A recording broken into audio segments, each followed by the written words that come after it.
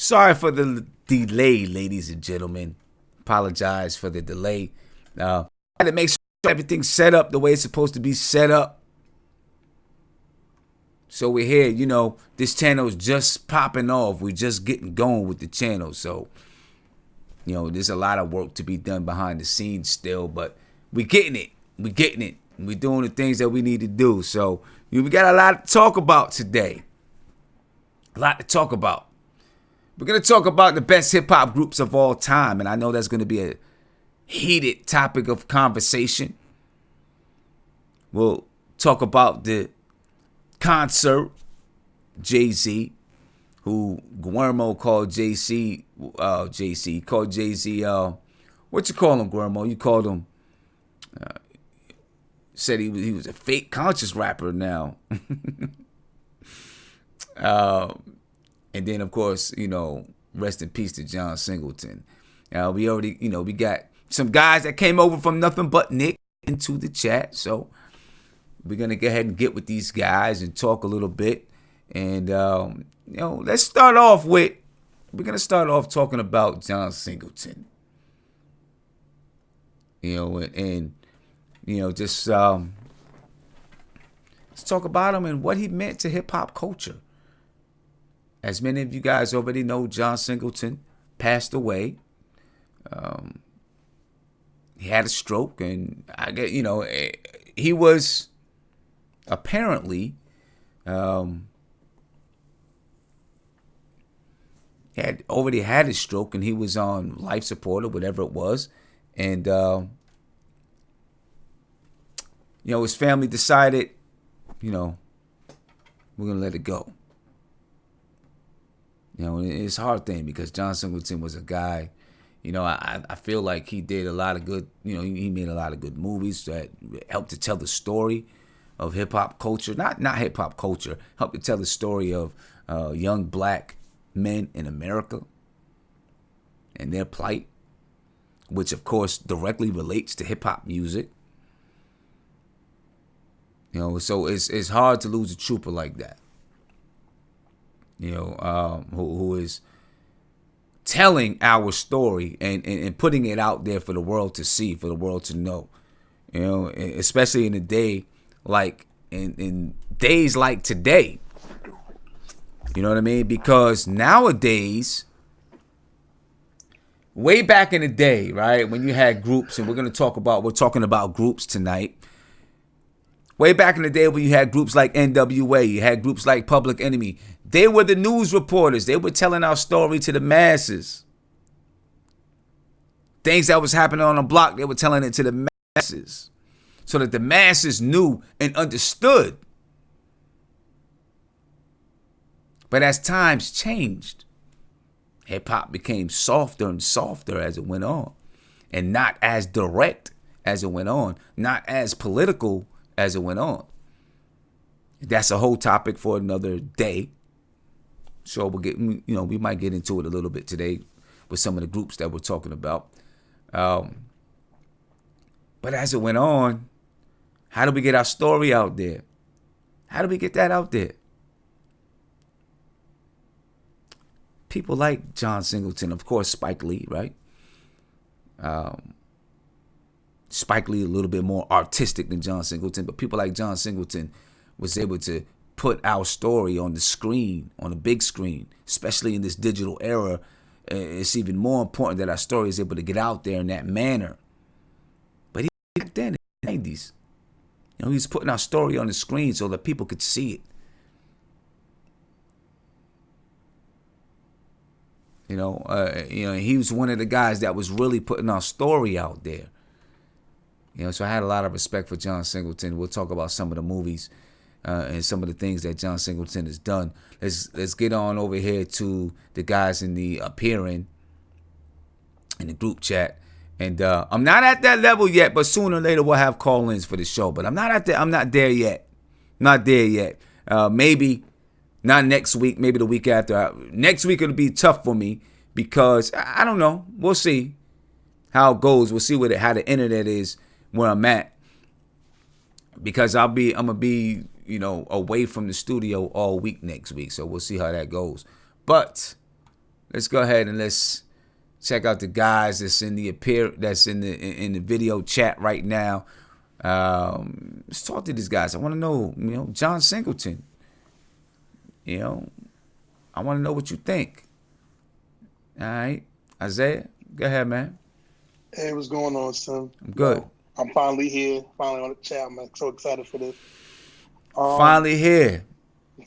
Finally He here. he bugged us and bugged us and bugged us and bugged us, and then he missed the first show, missed the first episode. But it's good. He's here now. So go ahead, man. Go ahead. First thing first. Rest in peace to John Singleton. I mean, I think we can all agree as young black men and young black women on here, how I think John Singleton shaped us a little bit when it comes to watching movies for black people. Him and Spike Lee, man. I mean, what more can you say about those two? John Singleton put the realness out there for people for not even for us, because I think as black people back then, they knew what it was. This was more for white people, more for people that didn't know what was going on. And it was so important for them to understand what was going on. I mean, just look at the example of Boys in the Hood. I mean, I think right there is a perfect example of what's going on right now. There's a scene in Boys in the Hood where Lawrence Fishburne is talking about gentrification. And that's going on right now as we speak. We're going to talk about that too. We're going to talk about that a little bit today. And then we got Ice Cube saying one of the most powerful lines I think you could ever hear in a black movie. And then at the end of the movie, that do people know, or do they even care to know, or do they know that they don't care? You know what I'm saying? It's just so much that John Singleton has done. Between Poetic Justice, Baby Boy, Waist Deep, Higher Learning. I mean, you got all these movies just showing how it is. I mean, you have Higher Learning in the '90s, showing the eyes of black kids in college, showing how we are affected and how we feel. And how people still feel to this day. To me, the most scary part of John Singleton movies, that a lot of his movies happened in the '90s, but you can apply them to right now, what's going on today. That's how powerful his movies are, man. And his shaping of hip hop. I mean, you can see through the people he put into the movies. I mean, he literally gave Ice Cube his first role. He gave Tyrese, Tupac, Janet Jackson. I mean, you got Ice-T, you got Busta Rhymes, you got a lot of people in his movies that that's right now in hip hop. I mean, it's crazy. I mean, at 51, I didn't even know he didn't even look. I thought he was older than 51, man. But he was young. He was a young black director, and it's a shame. It's RP, man. And again, also I didn't know that. I guess he'd been on life support for a month. Yeah. So when I seen the report that they took him off it, I was like, man, that's kind of soon. But I guess the reports was that he's been in a coma for over a month, so they just decided to, pull the strings. Yeah. Well, I will say one thing that I am happy that he did was he had a will, which is very important. He had a will, so it's not like people can really, really fight over his money or fight over his assets and fight over things.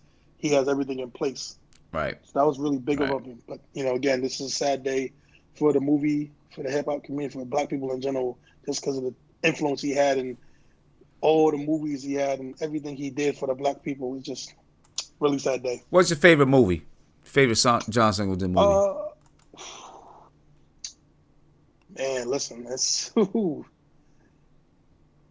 I'm a big Tupac fan. Everybody knows Tupac, so I go Poetic Justice. Okay. Because Tupac is my favorite. All Tupac favorite movies, but besides that one, it's Poetic Justice, Boys in the Hood, Baby Boy, and Higher Learning. Okay. I think my favorite John Singleton movies was Boys in the Hood. That's my number one. I like Poetic Justice.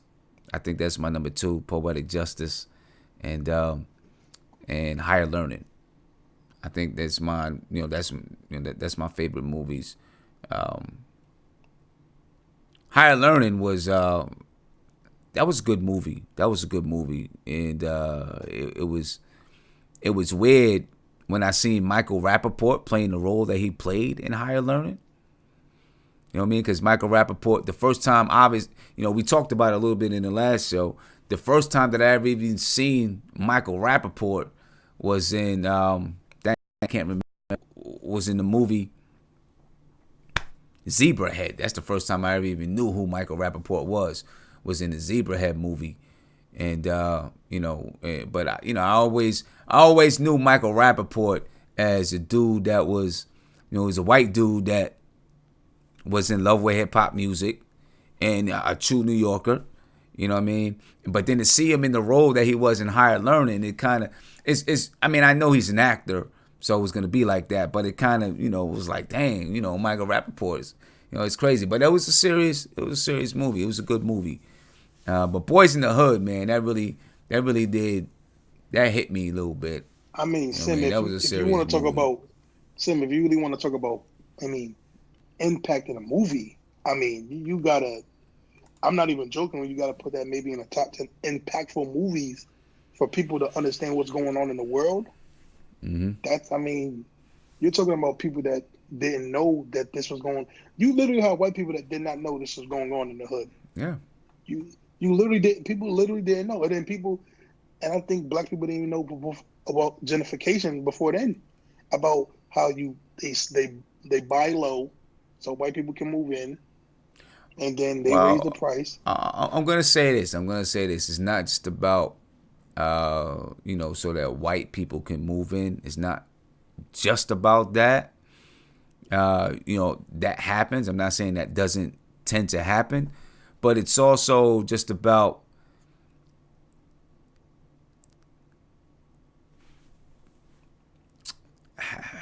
it's about folks with money moving in, right? So, and I planned to talk a little bit about gentrification a little bit later on, because Jay-Z, said something on sort of, we've got to gentrify our own neighborhoods, right? Which is very true. And it is. I see Guillermo saying something. I don't hear him yet. I'm gonna. He's talking about Jay-Z being a hypocrite. I know. I am going to. Let's save that for later, Guillermo. Let's save it for later because I already know where Guillermo's going with it, and I disagree. I mean, I agree with you. I already know where you're going with it. I agree with you. I agree with you 100%. Trust me. All right. Guillermo, I just opened it up for you, Guillermo.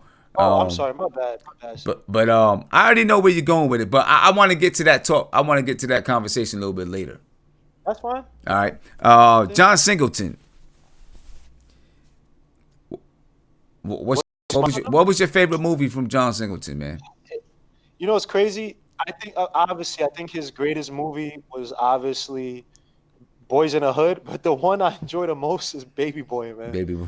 Baby Boy is my. I enjoy watching that movie, man. Jordan, like Big Rames and stuff. And the thing that I love that John Singleton did with that movie was that he showed how important manhood and fatherhood was to grow up, to be a man. Look at your circumstances, and screw that. You are the leader in your house. You can't be under a woman's wing.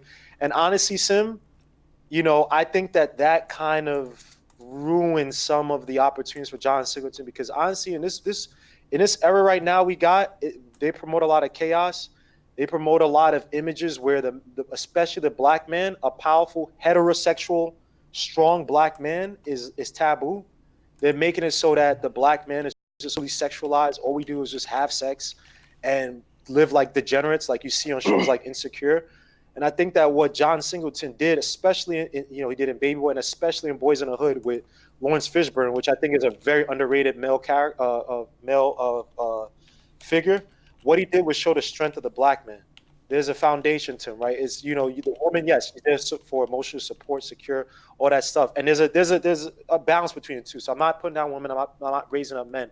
But what we don't have anymore. So John Singleton, man, rest in peace. He's a paradigm, man. A paradigm we lost. We don't have black art that shows how important the black father is, how strong and powerful the black man can be, man. Even with Boys in the Hood, you saw the complexity. Even with Ice Cube's character, you saw them from childhood. You saw how they were raised, how people raised in the same household can go so many different ways. Back then, they thought with the crack era, everything was, black people are just, they're just smoking crack. They're crazy. They're smoking crack and shooting guns. It's like, no, there's more to that. When he talked about gentrification, when he talked about poverty, you're fighting against all these things. You're born with all these things. And you're angry, you're mad. You don't even know why you are. And you have to look at your environment and you have to overcome that. So rest in peace, John Singleton, man. That's a real hero now. Now we got stupid movies like Moonlight where, they make it seem like black people are just oogly boogly against gay people and all this stuff, or you got to go around and either have sex with every black woman or you got to be extremely gay. You have to be Medea to get a poignant point across as a black man. That's what we got. We got Medea. So John Singleton, man, we're gonna miss you, man. I thought even Poetic Justice, which I didn't really care for, that was a really good movie. One Girl's Best Way, love that movie. But John Singleton, man, rest in peace, man. We don't have any more like him. That was a real artistic dude, man. And it's important, obviously back then and still now, to show those images of strong black men. I mean, it's just important. Any strong black men you see in the media, in art, anything. You don't have any Cosbys. You don't have John Amoses like there was in Good Time. Tell me a strong black figure you see that's anywhere on TV that has a lead role somewhere. Yeah. I mean, from Blackish, Anthony Anderson. Yeah. Kareem. They saying. Go ahead, Kareem. Yeah. First, I like to say rest in peace, John Singleton. My favorite John Singleton movie is, of course, Boys in the Hood. And which year did that come out again? 90. No, 90. 91. Hold on. I'll find it right now. It was 91. 91. Okay, so interesting fact about 91, because I tell people, actually, New York City was the murder capital that year. Mm-hmm. So I remember I grew up in the South Bronx, Hunts Point. When I was growing up there, that was the poorest neighborhood in the country. The South Bronx is the poorest district in the country to this day. So I used to live around not being able to go outside because the dope line is around one corner and the crack line is around another. Dodging on the floor because of them shooting all day. Riots every night against the police. Walking over dead bodies and empty crack vials. And I had my dad growing up. So that's why, I could kind of, not kind of, but I actually could relate to Furious, that character. And also you saw the difference between the way Cuban Gooding Jr. was as opposed to his friends that didn't have fathers. Yeah. Like just the way, the difference in, the way they carried themselves. Yeah. And And see, I really related to the movie because that movie came out just after I moved from living with my mother to my father. Yeah. Okay. Right? I mean, like, we're talking 6 months after I made that move. Mm-hmm. And it was a wild move because, like, my mother's always dealt with substance abuse issues. Yeah. Right? I live upstate New York. I live in Utica, New York. That's Ulster, right? That's yes. No. Ulster County is that's Herkimer County. Ulster County is Kingston. Yeah. Kingston, all of that. Yeah. And I mean, and listen, the way that we were living, let's put it like this. You ever heard I'm pretty sure you've heard Ghostface, All I Got Is You. Yes. That was my life. Of course. Yeah. Right? That was my life. Obviously not to the T, but that was my life. You know what I mean? I was going every other night to my friend's house to borrow food.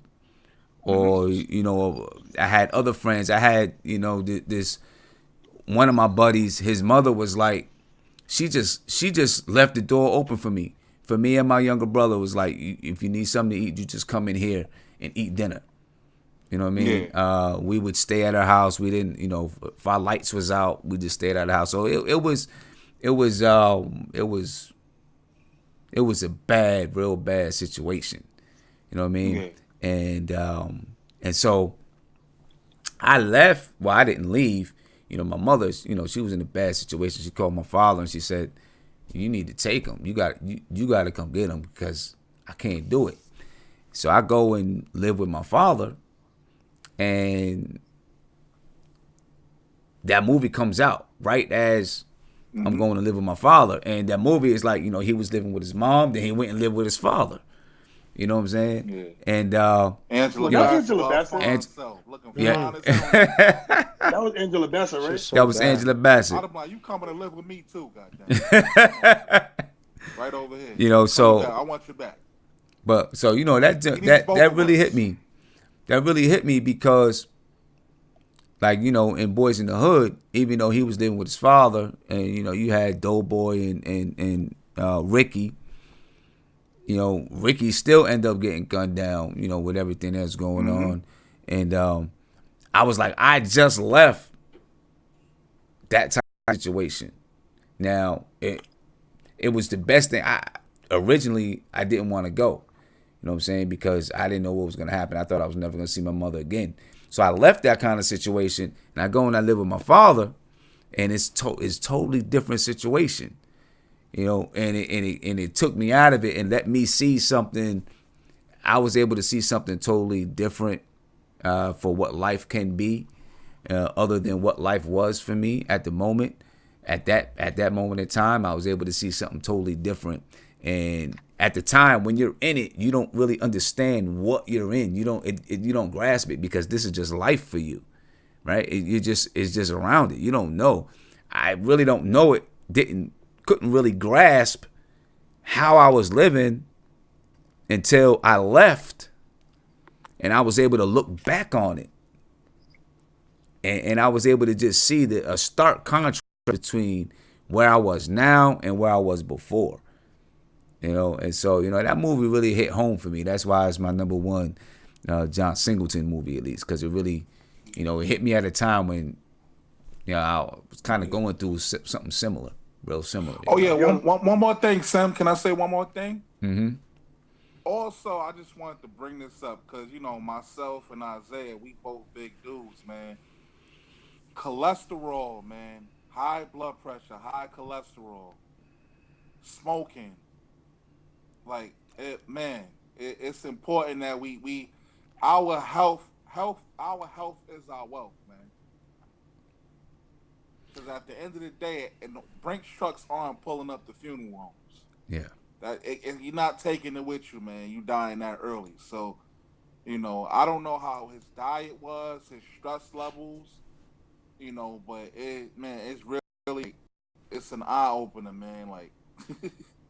Now, for definitely real. an eye opener. Yeah, man. Well, Kareem, but Sammy, you hear me? Yeah, I can hear you. And of course, you got people that have those same health issues, but we're heavier guys. We're more at risk. Well, I'll tell you the truth. I'll tell you the truth, Kareem, real quick. I know for me, when it comes to health, I went to the doctors one day, and this one really hit me, and this one really made me like change the way I do stuff. I'm not perfect still, but I'm working on it. Like my doctor came and said to me, like, you almost 300 pounds. So I said to myself, I said, damn. I said this to myself. I said, damn, yo, I'm close to 300 pounds. A lot. And as you know, in the black community, my family got diabetes. My father got diabetes. My grandmother had diabetes, and all my uncles and aunt had diabetes. So that day, I told myself, I got to do something different. So I started going to the gym. I eat different now. I drink a lot of water. I don't even touch soda. Okay. I don't do that. I'm trying to I'm trying to move away from pork. I don't even eat red meats like that no more. Red meats and all that. Man. And I processed food too, man. Cause I'm actually 6'7", man, but I weighed 600 pounds at one time almost. Oh shit! So and it was crazy. I used to be playing basketball, a demon in my feet, 600 pounds, but playing basketball, running up and down the court. Now I'm like 4 something. Okay. And a lot of people, they look at me and they're like, you quick on your feet or whatever. But I'm like, believe me, dude, I got a lot of inflammation in my body from a lot of dairy, processed foods. Whenever you eat meat, you're consuming whatever that animal ate prior to death. telling you, man, a lot of this stuff, it's crazy. I tell you, GMO is crazy. Honest to God, man, is and I agree with you guys to an extent, but a lot of it is that the U.S. is like is a cesspool of just terrible crap because I've Well, gone that's to the other truth. countries, right, That's and the I've been truth. to Montreal, I've been to London, right, or England, whatever, Yeah. and literally, I've when I went to Montreal, it was for a bachelor weekend. And I ate like I was literally a degenerate. I don't remember me drinking one bit of water. I didn't feel sick. I didn't feel like throwing up. I didn't feel hungover, and I ate ribs. And I'm not saying that stuff is good for you, but a lot of stuff they do in America and in London. When I remember when I first cooked eggs in London, I was like something doesn't make sense. Like the eggs look like hard, like scrambled eggs look like you just took an actual egg and like cut it into bricks. Like it looked like real, not this fluffy yellow crap. Yeah. A Well, lot of stuff they put in the foods that we have here, especially as black people, they call it food deserts. We Yeah. have like when I see kids on a train in the morning eating Popeyes or eating like McDonald's or the egg and cheese, the biscuit, whatever, the sausage, egg and cheese. Egg muffins, right? Yeah. They got like even what the halal, not halal, what these Arabic people. We have to be more conscious of what, and it's not just black people because it's the fruits that they have. The America, you just have to be more educated. You go overseas, you can eat stuff easily. I'm not saying you eat red meats all the time, but even when my parents when my family went to Nigeria, they're like, yo, we were eating pineapples and it tasted like the sweetest thing. We eating meat and we never felt sick. We never felt. You didn't feel heavy. You ever seen a real watermelon? How a real watermelon looks? Nah. Totally different than the watermelon we get in the store. Yeah, and I mean, it's so much you gotta understand this. A lot of like my girl went to London too, right? Mm-hmm. And it's sad because the proportion they eat over there, that's what you're really supposed to eat. The coloring, all this, it's crazy. She was telling me stuff like the stuff that we eat here, like for example, red juice. That's illegal in every other country. Yeah, in America. the dye is illegal. That's what I was getting ready to say. My girl said even the gummy bears that she got from the airport in London. Yeah, those are real gummy bears. They're clear. The color that they have here, a lot of the stuff we eat here is illegal in all the countries except America. And you want to know why, Isaiah? And look, I'm not trying to be a conspirator, but I think that there is a connection. You have a lot of these industries that are in bed with each other, right? So if you talk about that's the thing. They have the NHS, right? So it's basically they're not getting paid. It's basically say God forbid, but say one of us need a hip, right? Go over to London, you need a hip. There's only one provider of hips or whatever, artificial hips, whatever. So no one's bidding for that contract, right? It's like, hey, we're gonna give you this price. You make the hips for us. Blah blah blah blah. They're not. There's no huge margin to make off of it. Versus in America, where everything's fee for service. You need a hip. You can go to this 30 providers. Exactly. So when you talk about that stuff, I have it in my head. The reason why they put a lot of stuff, because even like Monsanto's not in a bunch of these international countries that we go to. All these people, it's like they are in bed with the health. So you have to go to a doctor. The doctor says, hey, instead of and the craziest thing is that when you go to a doctor should be heady enough and be telling you, hey, follow this, do this, do this, do this, do this, do this, do this, do this, eat this way, do that. They still telling us to drink cow milk. Exactly. They wait for you to get sick. And then they're saying, hey, take this pill. Get this gastric bypass surgery. I went to a chiropractor today, bro. And the lady was like, yo, because part of my neck, it leans like kind of to the left. Nothing crazy. But she's saying she has patients who come and literally what the industry does is that they tell them, for a lot of people, they don't go to a chiropractor. They say, all right, the pain gets just give them a whole bunch of drugs. And now you're addicted to drugs. Your body's all messed up. Now you're dependent on it's all a circle, bro. So check this out. I'm gonna give you a little tip, right? And Grandma's gonna laugh at me. That's all right. I'm cool with it. Obviously, the message here is eat healthy. And this all stemmed, this conversation all just kind of flew. We kind of went into it from John Singleton, but the message here is to eat healthy. So there's a company called Beyond Meat. Oh yeah, I've heard of them before. You heard of it? I've heard that. All right, Beyond Meat. They just took over a taco company, if I'm not mistaken. And they may have, and what Beyond Meat is it's plant-based meat. right? So you make hamburgers or whatever it is, but it's all plant based. It's not an actual cow. All right, and there's other companies like this. But why am I telling you about Beyond Meat? It's because they just went public, and you can invest. They just went public, and you can buy some stock in Beyond Meat. Oh no, I don't think that's all right. And they're supposed to be kind of revolutionizing the way that you take in your protein, But let's since we kind of on this subject, Jay-Z had the B-Sides 2 concert. Let Gammo go first, man. Okay. Yeah. He had the B-Sides 2 concert where he brought Nas out on stage. Cameron came out on stage. Cornball. Right? Don't disrespect what do you think about it? Don't disrespect Cameron. No. Go ahead, Grandma. What do you think about it, man? Just not even the gentrification thing. Just right now, just the concert itself. B-Sides, the concept of the B-Sides concert. Yeah, it's what I mean. Jay-Z to me, he's corny. So like the whole B-side stuff, it's whatever. But this is the same guy. This is the same Jay-Z, right? That stopped a producer. Do you remember Ether Boy? Yeah. Destroyed that dude's career because he made the Ether beat.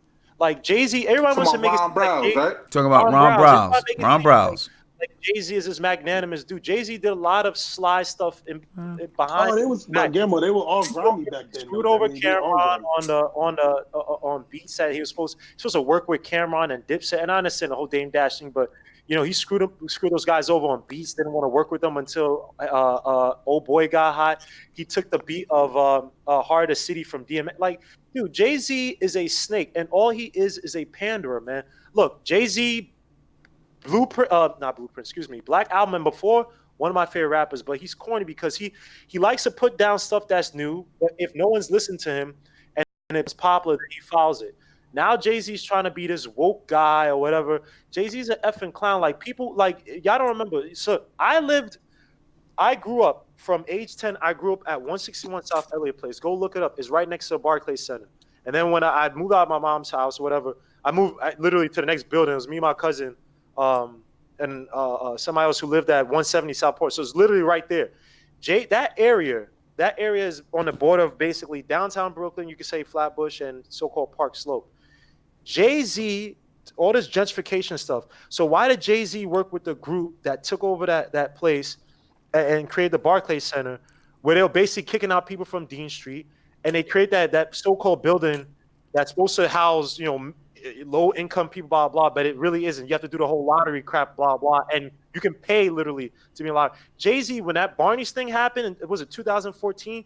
Did he stand up for so-called racism? Nah, he'll push his fashion line, and he was all about his money and himself. So now when the whole Ferguson, J. Cole got hot off of Ferguson, because let's be honest, J. Cole wasn't really hitting like that until he started to grow out the dreads and became this bohemian, I want to save the world type of whatever, and did the whole dread thing with the Ferguson thing. And Jay-Z was like, I disagree with you. Hold on, let me finish. And he was like, yo, let me follow. So Jay-Z started to come out and put out stuff like, oh yeah, I was funding people in Ferguson. I was doing this and blah, blah, blah. He's a cornball. Now he has to wear the dread. Let me tell you something about the B-side thing too. And I'll let Isaiah go after this. When he went to the B-side thing, you know what watch he was wearing, right? It's a $2.5 million watch from a company of two white guys, right? Did he wear anything from a so-called black company? Did he market anything from so-called black people? I want to ride in the whole Nipsey Hussle wave and all that stuff. Jay-Z is corny. All these celebrities, honest to God, when it comes to morality and it comes to the human side of things, I don't listen to them. They are entertainers. Entertain me. I don't need you talking to me morality, Beyonce or Jay-Z. Beyonce is talking about Creole. Don't you know that Creole and black people have issues in Louisiana and in the South? It's not something that you talk about like, oh, yeah, blah, blah. They use images and they use people's pain to sell you albums and make it seem like they're down when they are not. They have nothing to do with you. Tidal, the so-called company he's running, a bunch of white people run it. Did he take people from Brooklyn and throw them out into Sweden, wherever the hell Tidal is, to make them run the company? No. You go to Marcy Projects. Marcy's getting gentrified. Did Jay-Z buy up any land or property and have people operate condos or condominium or whatever? No. So why is it that we look at these celebrities and we think they're about something because they want to wear dreads and look like they're a Rasta now? Like, I'm tired of stuff. Jay-Z was a part of the group that helped gentrify that area. And I don't care what anybody says. My mom is 61 or 62. Every month, the freaking corrupt management company of my mother's building takes her to court every month on rent that pays early. She doesn't pay it on time. She pays it early. And you have, no offense about trying to be racist, but it is what it is. I'm not being racist. You have white people who are literally paying their way into those rent-controlled apartments that my mother lives in. Mother's a social worker. You also have that another place called Woolen, is a black bar restaurant. I went to community meetings where white people live in that area were trying to get that place closed down with BS complaints. To the point the cops that run the meetings were like, yo, guys, these complaints, they're BS. Come on, guys, stop. Is Jay-Z doing anything to protect that? No, but he sits here and talk about, yo, gentrify your neighborhood, gentrify your body. He sits in front of politicians. He has powerful friends. Gentrification is not with the consumer. It's with the regulatory bodies and the politicians that are allowed to happen because they want to make money from turning rent-controlled properties into a market rate-controlled properties. And Jay-Z does nothing about it. So when Jay-Z talks, I ignore him. He's a panderist. And now he caused some backlash. As he should. He caused some backlash. Like, yo, why do people listen to him? Like, because so Jay-Z rap, for those who may not know, and you should know, at his B-sides 2 concert, in a tribute to Nipsey Hussle. Jay-Z rap, gentrify your own hood before these people do it. Okay, now. And right now, this is, I'm looking at an article from the Washington Post right now. It says the line immediately sparked backlash as fans noted that gentrification pushes poorer communities out of the neighborhoods to make a way for affluent residents. Others argued that gentrification could positively affect struggling communities. I disagree with that. I don't. So wait, can I say something real quick?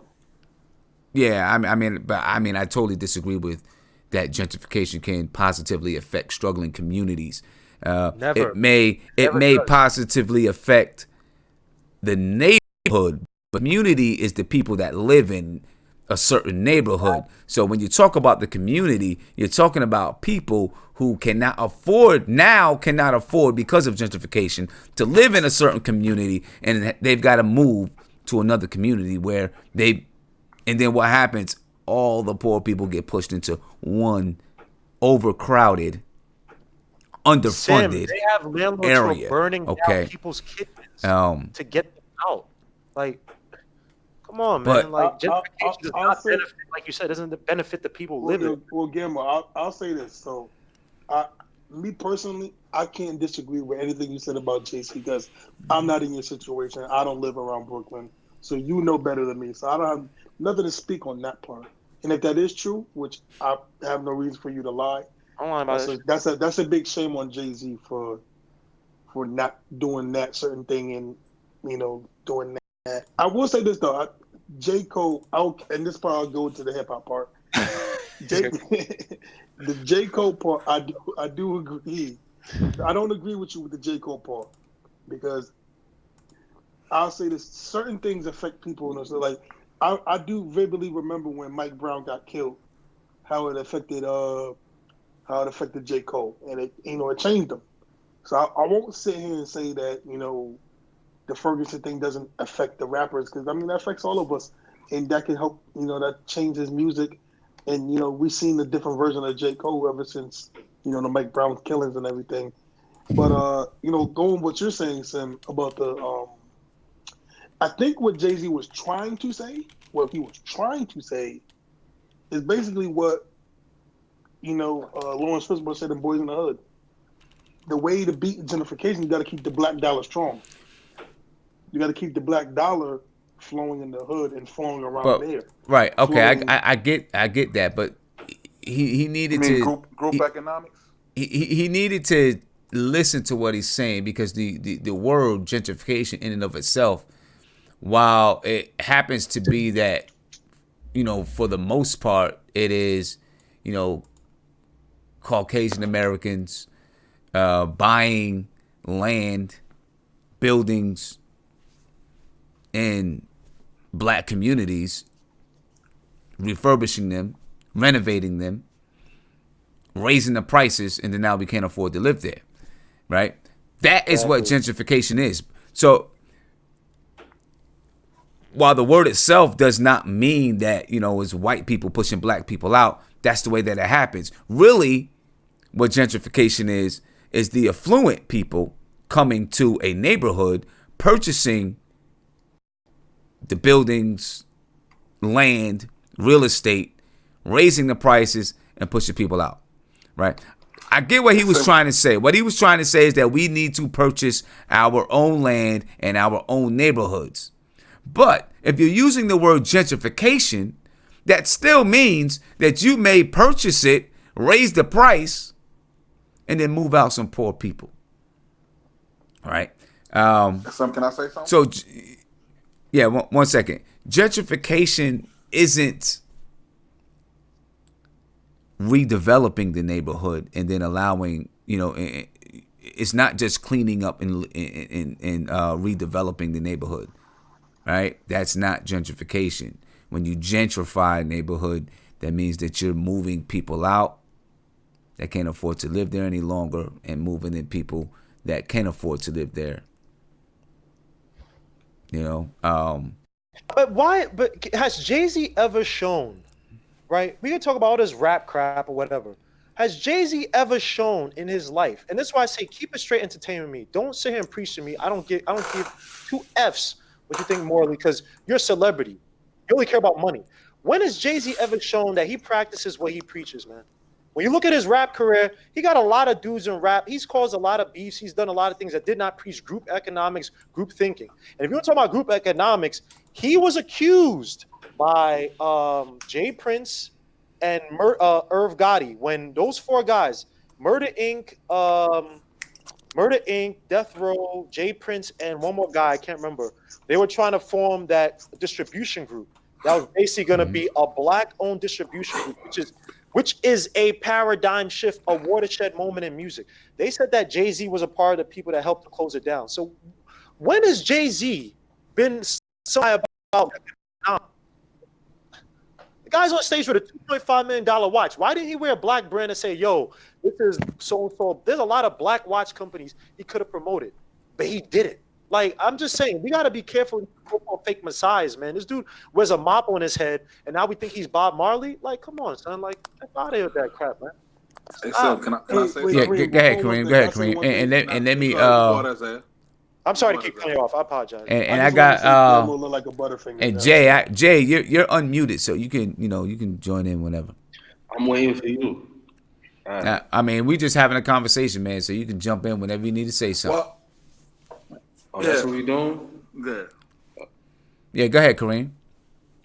Now, I like to bring just context to the conversation. So let's just talk economics by race. I think a lot of us know the numbers. White people have 9% of the country's wealth. Black people have 2.6% of the country's wealth. Out of our 2.6, 90% of our 2.6% is in the hands of our baby boomers. So that's anybody born between 1945 and 1965.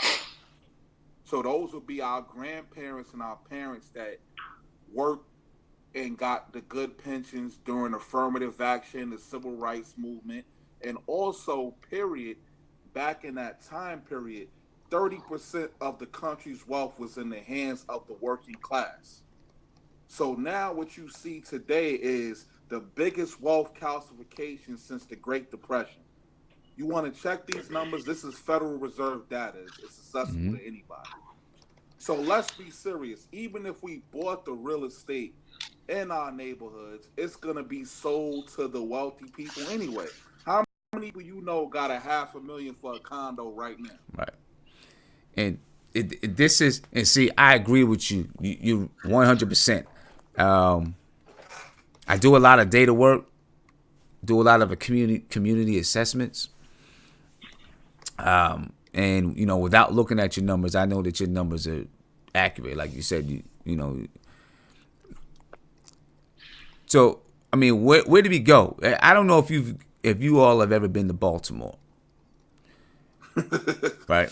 But in Baltimore, there are rows, there are blocks and blocks and blocks of row houses that are abandoned. And I mean blocks and blocks and blocks of row houses that are abandoned. And you have some squatters. What'd you say? Some of them on sale for $6. I was looking at Zillow or whatever that is. You know, when you're looking for rentals and real estate, they like Detroit, the same thing. You get a house for $6. Right, You know, that's how bad the market value is. Yeah, I mean these homes. There's just rows and rows and rows and rows of these townhouses and row houses that are abandoned and broken down, and they're all of them are in the black community. I mean, Baltimore is 65-70% black anyway, right? But this is what ends up happening. There are people. There are some African American people that can afford to buy some of these homes, right? But you need some people who are truly altruistic to say, I'm gonna buy one of these homes, I'm gonna renovate the home, and I'll sell it to someone below market value, so that when this person does buy the home, right, they'll be able to generate equity in the home quicker. They won't be bogged down with a crazy mortgage, you know, for 30 years that they're never going to be able to afford. And probably hopefully take out 2 more mortgages. Exactly. You know what I mean? And hopefully, you know, if you're working with these folks, all right, I'll just tell you the truth. This is just an idea that I had, right? And I want to start with just one. Purchasing one of these row houses, renovating it, right? By, you know, getting a renovation loan. You can, you know, in the city of Baltimore, they want people to buy these homes, right? And renovate them. So they'll give you a renovation loan. Renovate it. I have somebody move in. They can start off paying rent while they go through a specific program to teach them how to budget their money, you know, a financial literacy type of program, teach them how to budget their money, take care of their money, what it takes to care for their home, and get you know, fix their credit, whatever needs to be done. You know, and they work this program, and then once they work this program, you have you gotta have some kind of partnership with a bank or whomever. And then you sell them the home, and you sell it to them below market value, so that they're not caught in a mortgage that is going to bog them down for the rest of their life. Can I be honest with you, Sam? Hold up, one second. That's not going to bog them down for the rest of their life, and hopefully, you know, now they build some equity in the home, and they have something that is actually theirs, that is a long-term investment for them. You know what I'm saying? And go ahead. I already know what you're going to say. Go ahead. Who, me? Yeah. Hey, what am I gonna say? Go ahead. Go ahead, say it. Well, no, I believe in you, man. I believe in you. It's just, you know what, man? It's sad to say that I think a lot of. I'm gonna stop you right there. I'm gonna stop you right there, because you gotta have belief in your community, man. You gotta have belief in your community that if you. No, but I'm saying you gotta have a little bit of belief in your community, because this is the problem. Like, we don't believe in our own communities. We don't believe in our own people, because we see so many. I know we see a lot of things, right? But part of it is because if you go to these neighborhoods, you'll piss on the street too, right? You'll piss on the street because look what you see around you. It's not worth shit to you. So you'll piss and shit on the street too. But if you have somebody that does come in and cleans it up and doesn't take it away from you, but helps you clean it up and say, okay, I'm going to help give you the tools to take care of this. I'm going to help. They'll take pride in that community. Sim, can I say something real quick, Sim? Honest to God, man, like that's what you said is so important. And it even goes back to John Singleton, the whole fact that, like, and it's crazy. I know people can get mad at me for saying this, But honest to God, when you look at the African American, I think that the African Americans one the most. We're like science projects. We're the most experimented on people in the history, known history I know of, and we don't have a sound culture. When you have a culture, right? Regardless if you're poor, you're broke, you live a certain way. You go to anybody else's home. Go to inside a poor Arabic person's home. They're gonna make you take off your shoes. They're gonna make you respect the elders. You're gonna act a certain way, regardless if it's in Brownsville, if it's in the South Bronx. Going to even Hispanic person's home, going to other people's homes. But Sim, we do not have a culture, and part of a lot of it is not necessarily on us, right? Obviously, a lot of people we just don't have knowledge of self or history of self. That's why, like the Agreed. '90s or early '90s, is so important to have those guys in rap who are like, "Yo, find out who you are." Not everybody's a slave. Not everybody's. We used to have that. They cut that out. So when you talk about take pride in your community, like you said, Sim, you go to a white neighborhood, you want to go and litter, you're not even gonna think twice about it. But you go into a black neighborhood, let me piss in this elevator real quick, and that's because a lot of it is broken. Whether you want to talk about welfare breaking us up, breaking up the home, when you want to talk about the crack era breaking up the home, we want to talk about Gamma, you don't want to get that continued deep, Gamma. poverty. Not tonight, Gamma. I'm not talking. Hold on. I know you're joking, but seriously, all I'm saying is that we do not have a culture. So everything that we're talking about is nice. When you have a guy like Jay-Z come in, or these rappers come in, is nice. It's not sustainable because we do not, Black African Americans, we do not have a culture. That's why music, excuse my language, I'm not trying to be coarse. It could be raped. You can have people come in and say little yachties or little Zans can ruin, because we don't have a culture. We don't have a system, a set of rules and morals that we live by. Whether we're poor, whether we're rich, we put money over our own humanity. So I can go and kill my brother. I can go and do all this stuff. But if I see a white person or whatever, I'm not going to do it. And we don't have that influence in our music. We don't have it in our movies. We are like a lost people, man. We get little tidbits here and there, but we are a lost people. And I'm Nigerian. I can say I have, but I associate myself as African American. So I feel it. Like my parents, whatever, they have a so-called culture, but I'm more African American. So I'm like, I see it. We do not have a culture. Until we establish a culture, Sim, we're never going to improve. I'm sorry. It just is what it is. But see, and the reason why I disagree is because I'm gonna tell you where I live now. I live in Waldorf, Maryland, 20 minutes south of Washington D.C. Washington D.C. Yep. And it is a suburban Black neighborhood, 60% Black, and right now, Waldorf, Maryland, and not just Waldorf, there's other places around Waldorf. It's in a weird type of, I don't know what you want to call it. Is that PG County, Sim? Sorry to cut you off. Is that Charles County. Charles County. And I'll explain it like this. There's a lot of people move from Washington D.C. to Waldorf, and you can clearly see a difference in the way that they treat living in Washington D.C. and the way that they treat living in Waldorf. You know what I mean? I mean Waldorf. It's what made me say I want to live here, right? Because I had never been in a Black community like this. And when there's a lot of people that are moving from D.C., PG County into Waldorf, Maryland, and slowly but surely they change the way that they change, right? Because the community is different. There's still a lot of work that needs to be done in the community, but the community is different, right? I mean, if you come here and you look at what Section 8 housing is here, I mean, there's small townhomes. And I mean, I looked at it when I first moved here and they were like, yeah, this is Section 8. I'm like, huh? This is Section 8?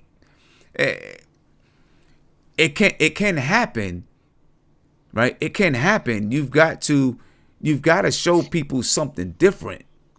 You know what I mean? And I know it would be hard to do it one row house at a time because there's so many row houses.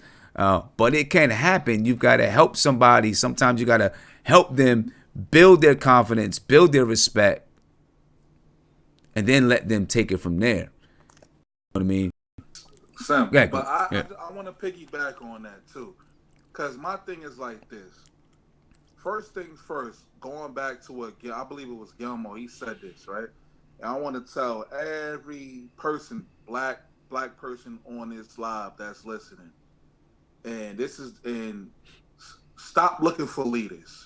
Thank you. Because once you look for a leader, you're putting your destiny in the hands of somebody else.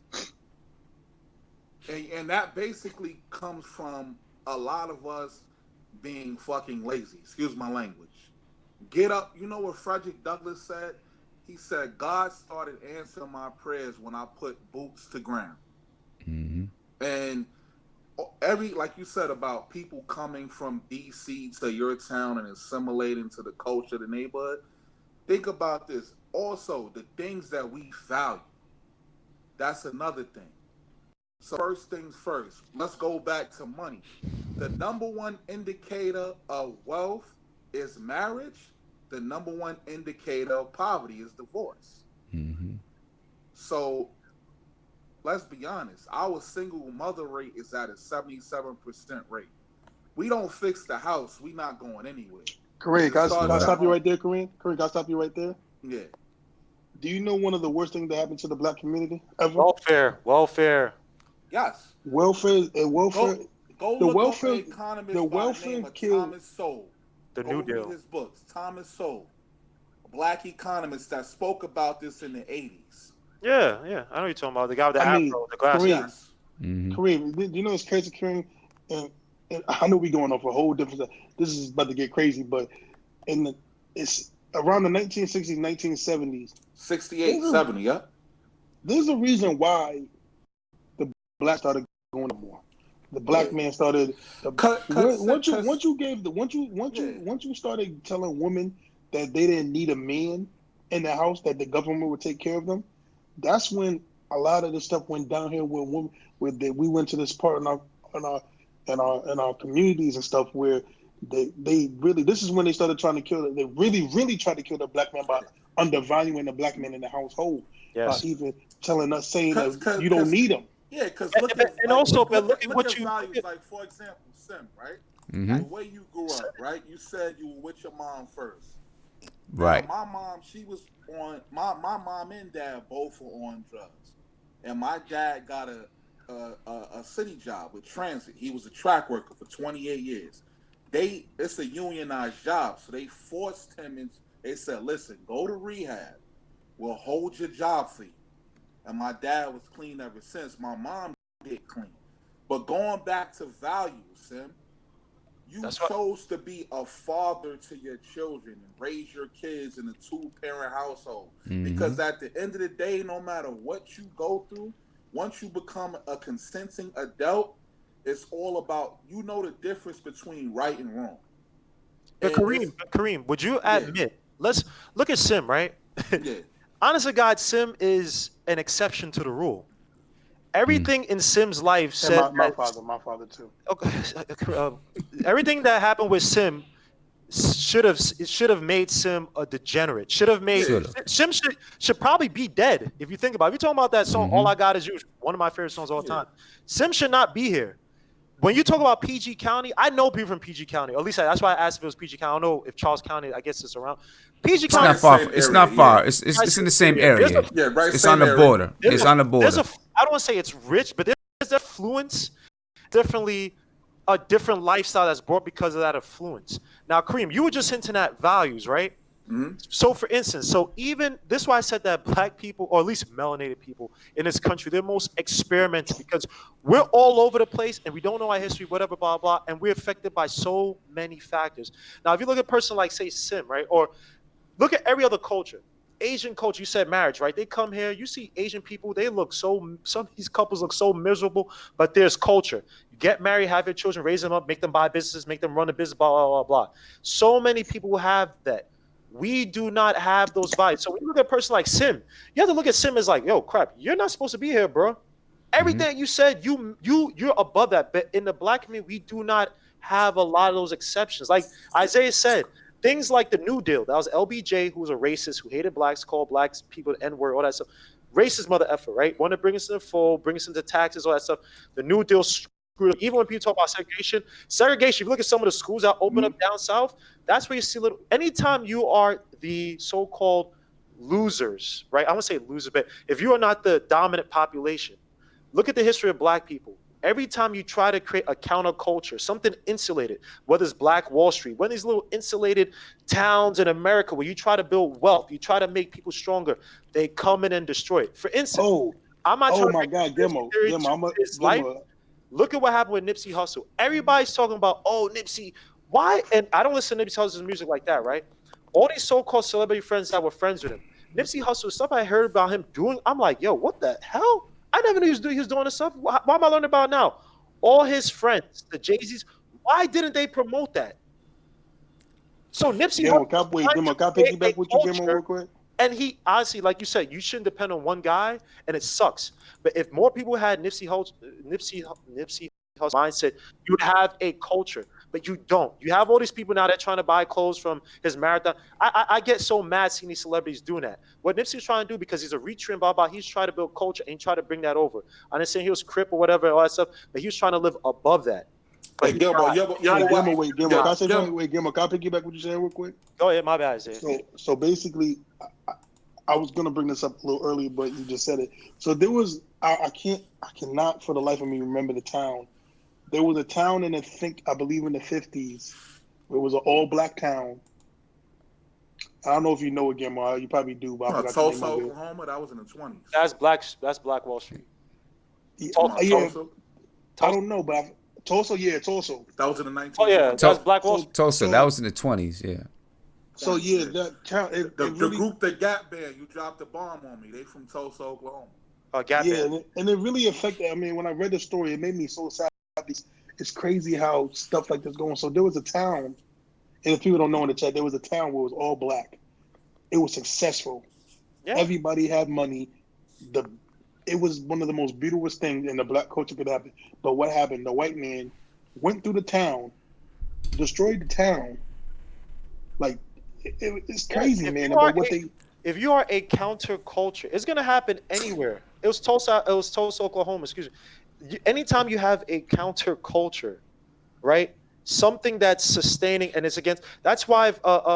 Edgar Hoover said the Black Panthers were the greatest threat to the internal security of the country. That's why Fred Hampton was killed. Anytime you have a guy, Fred Hampton, when he was talking, he used to have guys from the KKK come to his rallies and listen to him because it's like, yo, this guy's talking about group economics. He's talking about empowering people. They had a lot of Ku Klux Klan supporters. And they were like, yo, we are racist. We actually mess with this guy because he's speaking the truth. So when black people talk about in this country, it's going to be, I don't know how it's going to come. You have COINTELPRO still going on. You have so many agents. A lot of these celebrities that you think are rappers, whatever, a lot of them are, they're connected. That's why it's like, where is that culture going to come? I agree with you 1,000%, Kareem. I don't put my faith in none of these celebrities. But if I see somebody actually trying to build up a culture like Nipsey Hussle was doing with the enterprises, having places where little kids can go, where they don't have to gangbang, they can go and do science projects and have after-school programs, stuff like that. And he was doing that stuff on the low. And I'm not going to conspiracy. Again, when he's been preaching it, but Gambo, look at for example, like I always tell people, like I like to deal with numbers and logic. So when you look at, like you said, your parents are Nigerians, right? Uh-huh. Nigerians have the highest median income in this country. See, here's what people don't understand: the United States of America is a corporation. Corporations move money. Yes. So this debt gotta get paid. You could be a reptilian purple alien. If you got the skill set, let's go. All these engineers that don't speak English but they proficient in math and science. So that's why I said it goes back to what we value. So now culture. Talking about fatherhood in the community, right? I'll give you some more numbers. 43% of black men don't have kids yet. That's almost half. Yep. So what you have is our women, the majority of our women having children with the same 12 to 20% of black men. That's why we all got a friend that got 10 baby mothers. Mm-hmm. Yeah, but also look at the fact that, like Isaiah said, like I said, man, black people in America. And I'm pretty sure, Sim, you're a black father, right? Mm-hmm. I'm pretty sure you got black women in your family that try to shoot down your manhood within that community. It's happened all the time. Thank you. Yeah. It's happened all the time. I'm a dad too. I have a Kareem, if you have it, look at, like I said, without culture, can you tell me another group in this country that talks bad about their men? None of it, because they already know without their men. Do you and people want to talk about how bad black men are? Please go to another country and allow if you want to allow an Arab woman to go and parade herself around the way black women, and I'm not saying the bad thing about it in terms of how they show themselves, but how they would get stoned in some countries. Yeah. Well, And okay. Let's let you finish my point, Isaiah. finish that. No, I'm not raising it. What I'm not for that either. What I'm saying is that black men, we get demonized, and yet we are people that call our women queens. With only people that sit here and praise our women like they're goddesses. But Gamble, we really give the most respect to our women out of. But hold on, but Oxford Dictionary as simping. The term is called simping. But I will say this. But hold on one second. I will say this, and then I'll let Isaiah go. Then we can move on and talk about the groups. I know people want to get to that. Yeah. But because About to change his show to the your words. Yeah. Yo, Gamble, they said you beat up Jesse Smollett. Gamble. But I say this though. Obviously, dating all the way back to slavery, black men have been taken away from their families. You know what I'm saying? And then as you know, it goes in a cycle. You know, you're taken away from your family as a slave, and then maybe you went to this, and then for a few generations, black men were taken away from their families as slaves, and then you got the Civil War, and then. And then you got the prison, prison industrial complex, taking black men away from their families, right? So our women have been left to fend for themselves. And then a lot of times, let's be honest, when our black men come home, they're not in the right frame of mind. They've been brainwashed and they've lost their manhood. They've lost their confidence. They don't think they're anything, to be honest with you. And they don't know how to take care of their children or their women. And so the women are left to fend for themselves. So there is a lot of there is some reason for a black woman to be upset with black men in this country. Well, hold on, Gilman. Let me say something, Gilman. So Sam, I do agree with you for the most part about that. But also too, I'll say this, and I think between, I really want to say maybe the 50s, 60s, and early 70s, I think the black man was there. The black man was there. And the black man still jumping the brooms during slavery. But what happened was, again, what I was saying was when the welfare came, and this is when, to me, this is when the government, and this is me. I believe the government has an agenda, or of course the government has an agenda against the black man, because this is when they started telling our black women that they didn't need a man, that the government would take care of them, that they can, if they don't have the father, they can pay for that. I'm telling, it's crazy because the best. This goes back to what the art of war, to divide and conquer, to beat your enemy when your enemy's stronger than you, faster than you, smarter than you. That's how you defeat dividing them and making them weak. And this is when black men come back out of jail. Let's say you go to jail, you from the 70s, you go to jail in the 20s, and you come back in the 90s. Man, you don't know what's going on. You can't do that. And listen. That all is true, but it goes back to, like, I think Guillermo said it a while ago, and then we'll go on. When you reach a certain age, you're an adult. You can think for yourself. You can make decisions. Mm-hmm. Yeah, you know what I'm saying. And I can tell you right now. I watched my mother deal with black men that treated her poorly. They did not call her a queen. They did not treat her like a queen. They beat her. They treated her like dirt. You know what I'm saying? And I've seen plenty of black women that have dealt with black men that treat them like dirt. Part of it is because they don't know how to. Right? Part of it is because there's so much societal pressure on them. most of the time you take your pain, you take your anger out on the people that are closest to you, the people that you love, the people that love you. That's what happens most of the time. And I mean, just from my experience alone, that's the only thing I could speak of. And things that I've seen, places that I've been, I've worked with a lot of men who were in prison, men and women, of course, that use drugs, and a lot of black men just aren't there. Yeah, but what I mean? Let me just say one thing, Gamoda. I definitely agree with you, Sim. That's why I say honestly, man, you as a black man, surround yourself around other positive black men. Yeah. And if you need it, go get therapy. Yeah. Exactly. Oh, Exactly. Kareem, you do not want to go down this path of therapy what we need in the community. Because here's the thing about it, and I'm pretty sure I don't know if you all, gentlemen feel the same way. Let's be real.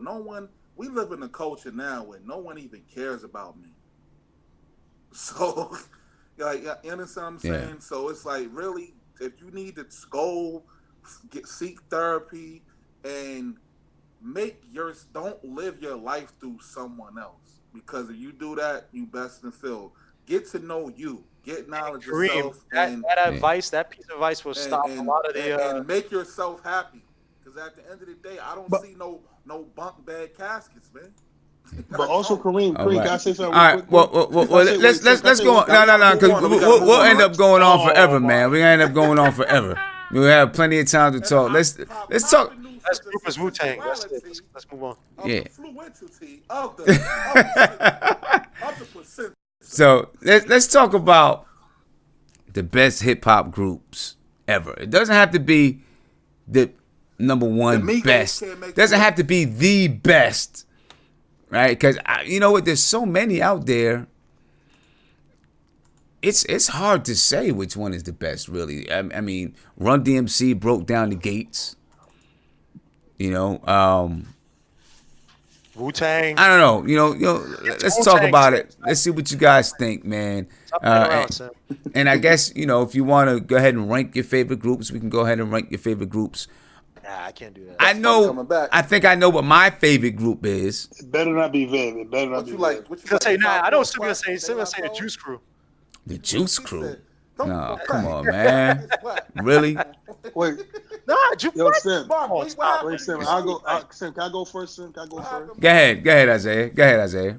This is in no particular order.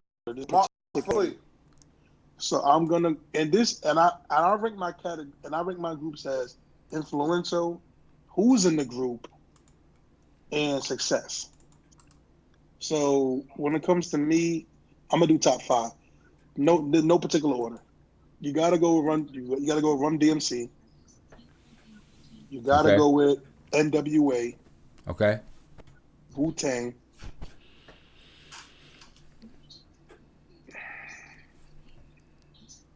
What about Outkast? Public.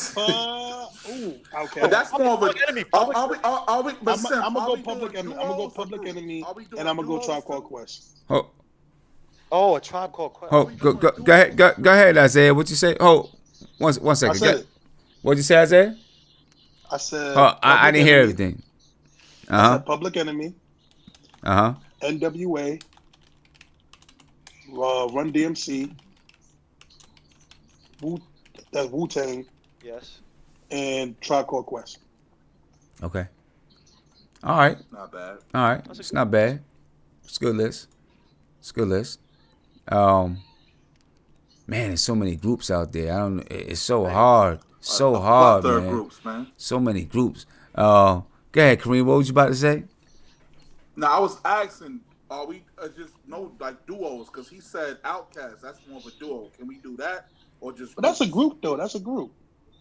So I look at Outkast. I look at Outkast as a group, but I look at Redman and Method Man as a duo. As a duo, right? Yeah. We can do that then? No. We're going groups. But Outkast is the group, though.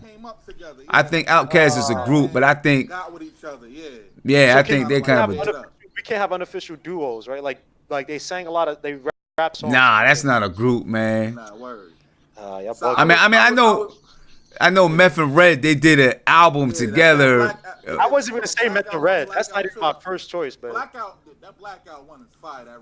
Oh yeah, Blackout. Yeah. Psh, that song was crazy. The best unofficial duo to me is Nas and AZ. Yeah. I mean, they never did an album together, but Jada and Styles P, man. No Limit. But that's a lot, though. That's a lot. Mark said No Limit. No Limit. Hey, Mark, I'm putting you on mute. Mark. Come on, man, get out of here. I support you, yo. I don't care what none of y'all say, man. Master P. He was the man, son. Doo-doo. Nah. Get out of here, man.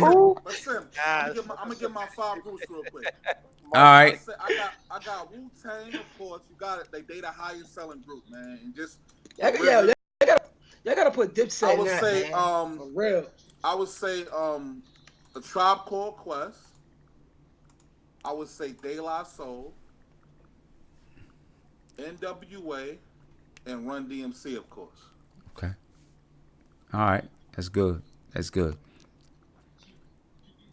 But just one more thing. I just feel like A Tribe Called Quest, man. Just they Yo, sound Kareem, to the sound, man. Yeah. Like Kareem.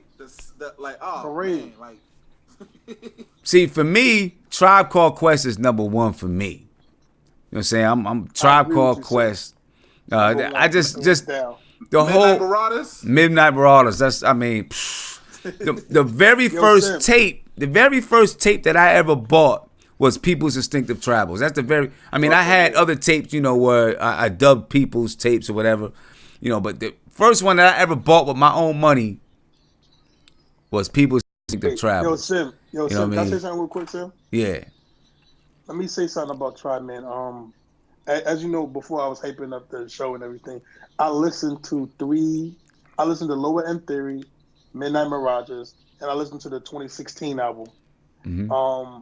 When I tell you, I've never heard 2 guys bounce off each other the way these 2 dudes do. The Fife Dog and Q-Tip is. I don't think and I hate to say that we'll ever see that again, but I don't think we will. The way these 2 just are you on point? Man. You on point, Fife, all the time, Tit. You on it's point, just the way they bounced off each other, and it's like, how do you do that? It's like you one person, but you're not in 2 people. It's the chemistry they had. I think it's just. And Fife had bars, man. Yo, Kareem, wait. So let me say this about Fife Dog. Them boys from London, Queens. I will put Fife Dog against any rapper, any of your favorite rappers, because this dude, I'm listening to him rap, right? This dude is not talking about killing. He's not talking. He literally has mic skills. Yo, he said an electric relaxation. Throw up on your couch. Now you got Siemens furniture. Yeah. Hey, yo, and Sim, one more thing, man. Wu-Tang, right? The RZA, man. When you talk about RZA, because I make beats. I've been making beats for 8 years. He was an architect. Right? When I listen to RZA's beats, I know this sounds crazy. I just sit there and like, yo, what drug combination was this dude on? Like, yo, remember the Ghostface Killer, Supreme Clientele? Yes. Oh my gosh, Supreme Clientele. Death beat with the scratch. I'm like, who would come up with this but the RZA? Remember that song? The Step Up in the Party, it's me, God Almighty, Ghost Still Holding. Yeah, Lost Boys is under crazy, yo. Underrated, bro. So my number was Nutmeg, by the way. My number one group is Tribe Called Quest. Right? At the Tribe. So these are your favorites? That's I'm going my top 5. I'm Tribe Called Quest, Wu-Tang Clan. I've never really. Outkast was all right with me. There wasn't always in my top group. I looked at them more individually. Public Enemy, Run-DMC, and then again, it's hard for me to. No, I'm not. But six-man slot too, though, man. Fugees, I love the Fugees. I'm sorry. Yeah. I love the Fugees. Yeah. You know what I'm You saying? mean the group with Lauryn Hill? I was saying Lauryn Hill stood out, man. I was like, Lauryn Hill killed that album. Listen, I'm glad Lauryn Hill That only Ooh put La on one La album. La one song, album. that was hard. When that song came out, Ooh La La Oh La, my man, gosh. that beat, oh my And Lauryn Hill could still hit my jack. Give her my number, man. yeah, she's gonna be 3 hours late. Don't worry about She it. might, right, the joint might be late. She'll be at 3 hours late, like she was at the freaking Rock the Boat concert I went to. Still gonna come though. Still gonna come. I think she was beyond as talented as guys. Her flow, her charisma, everything about her. She was, I mean, yeah. One time, Lauren, I really don't. I don't rate any Mark, female artists anymore. It's just like if you're not at Lauren's level. Like when you listen to "You Just Lost One," like I don't hear females rap. It's like I don't. Like that. I don't really if Lauren would her raps was visual. If she would have dropped more albums than just the Miseducation of Lauryn Hill, and by the way, that's one of the best albums. In my opinion, that's one of the best albums in all genres of music. All around. But yo, in all genres of music. If she would have kept going, man, she'd have. They had not even that. Hold on, bro. Exactly. You said the whole thing. Yeah. She was good on all levels. Shorty could sing and rap. She was good on all levels. But the thing with her is how she was rapping with men. That is the most. She could dust off any male rapper. She kill it. Force. It never sounded forced. Like it never. Never. Like when I hear people, and I know people are gonna kill me. When I hear rappers and I try to like her, but I just can't. She's talented. I'm not taking away from her. When I listen to Rhapsody, I'm like, I'm trying to like it. But when I listen to Lost, Rhapsody can rap, bro. Rhapsody can do it. I'm not listening. I'm not saying she can't rap. Lauryn Hill has a perfect mix of lyrical. They're two different rappers, man. It never sounds. Two different rappers. It never sounds she's trying to like compete and sound like lyrical, spiritual. There's the beats are always perfect to her flow. And her message, like doo-wop. When you listen to doo-wop, I know if you listen to a message of doo-wop, tell a girl that message in doo-wop and just write it down. She's like, oh, this is corny. Let her listen. Well, no, but let me tell you. When you look at that album, right? Basically, you can't even put that album in a genre, man. Exactly. So versatile. Right. Exactly. Like, you could say it's rap, jazz. Yeah. It could be in any music. You know what's wrong with music? You know what's wrong with music today now, and music is really, really bad. It's really, really bad. Everyone sounds the same. No one has an identity. You can tell who from who. With rap back then, you knew who Nas was. You knew who AZ was. You knew who Boom Thugs was. They all had their different sounds. Okay. I'm about to drop my song tomorrow. That sounds like everything. Let me just get in here real quick because I see Raven Nick said Missy Elliott was hotter than Lauryn Hill. You can't do that, Raven. There's no way that Missy Elliott was hotter than Lauryn Hill. Missy was an entertainer. Wait, hold on, Sim. I understand what he's trying to say because Missy Elliott is one of the greatest MCs ever. She is. You can't compare her to Lauryn Hill. You can't. That's disrespectful to Lauryn Hill.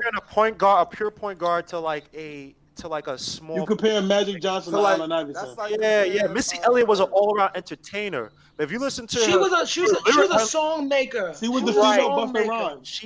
But she's a legend herself too. She's a legend in herself who's not gonna get the proper due. But Lauryn Hill made some dope joints though. Like I said, listen to. You know what's funny? Go listen to doo-wop and go listen to Black Girl Lost. Because I remember when Black Girl Lost came out, people were talking about, this song is whack. Black Girl Lost is basically the same message as doo-wop, and everybody loved doo-wop. And I love both songs, but doo-wop just has a perfect tone to, like, I don't know how to put it. It's a perfect blend of being able to send a message, but still be on the radio at the same time, still be able to appeal to the general fans. And you know what's crazy? You talk about Black Girl Lost, right? Black Girl Lost, by the way. It was really I love that song. And Papoose did a remix to it. Of course, it wasn't as good, but You my man, son. You my man, yo. But Nas was supposed to be on Miseducation of Lauryn Hill. What song? He was supposed to be on the album. On the album. I mean, Nas is my favorite rapper, right? But he's probably one of the most undisciplined artists that's out there, and with the worst work ethic. I ain't even gonna front. He was supposed to. He never showed up at the studio. He talked about it himself. He said one of my biggest regrets in music is that I did not show up to the studio to record with Lauryn Hill because they was both on Sony Columbia. That's why she ended up on It Was Written on If I Ruled the World. He was supposed to be on the Miseducation of Lauryn Hill. Just imagine what that song was supposed to be. I don't even want to know which song he may have been on because it would hurt my heart to even know. I said the only thing with Nas. Yo, you know how crazy them royalty checks would have been? Them royalty checks would have been bananas. Imagine him being on Lost Ones on that beat. That my gosh. I don't know. But Sam, you want to hear something? And this is the beauty of music. The album would still be great, but you can't. To me, this album is this is her thriller. This is her thriller. Yeah. You know, so you can't even say, if Nas was on it. The album is perfect. Oh, I mean, it was perfect. You just being spoiled now, but that's on Nas. Though. That's on Nas. That's all Nas. I mean, I'm just saying. He said that's his only regret is that he didn't show up because he was supposed to be on that album. Nature either? Oh yeah. Yeah, I like Naughty. Naughty. But they're not a top 5 group though. I gotta bring up a group. Honestly, they got underrated songs, bro. Slept on. That was when I was young. The Lost Boys, man. Yeah, Lost Boys. Lost Boys used to rock. I love Lost Boys. I live right around the corner. I'm in love with you too. How's that song? I'm in love with you. Oh my god! Because you know what? I'm mixing up with Renee every time I'm about to sing.